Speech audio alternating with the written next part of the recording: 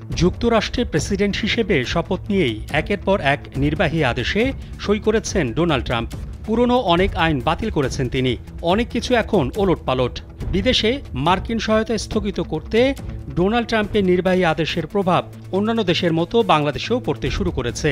ইতোমধ্যেই দেশটির অর্থায়নে চলমান প্রকল্পের কাজ বন্ধ বা স্থগিত করা হয়েছে। কোনো প্রতিষ্ঠান প্রকল্প সংশ্লিষ্ট কর্মীদের হোম অফিস করার নির্দেশ দিয়েছে। বিশ্বজুড়ে বৈদেশিক সহায়তার পরিমাণের দিক থেকে যুক্তরাষ্ট্রের অবদান সর্বোচ্চ। ২০২৩ সালে যুক্তরাষ্ট্র আন্তর্জাতিক সাহায্যের জন্য দেশটি ৬৮ বিলিয়ন মার্কিন ডলার খরচ করেছে। কিন্তু আমেরিকা ফার্স্ট নীতিতে প্রাধান্য দেয়া ডোনাল্ড ট্রাম্প ক্ষমতায় যাওয়ার প্রথম দিনেই প্রায় সব বৈদেশিক সহায়তা কর্মসূচি স্থগিত করার নির্বাহী আদেশ জারি করেন।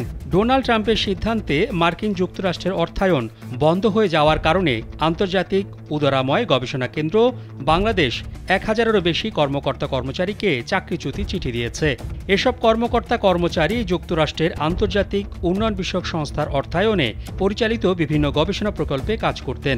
গত ২৫ জানুয়ারি ইউএসএআইডি বিশ্বের অন্যান্য দেশের পাশাপাশি বাংলাদেশেও বাস্তবায়নাধীন সব চুক্তি, কার্যাদেশ, মঞ্জুরি, সহযোগিতামূলক চুক্তি বা অন্য প্রকল্পের সব ধরনের কর্মসূচি বন্ধ বা স্থগিত রাখার নির্দেশ দেয়।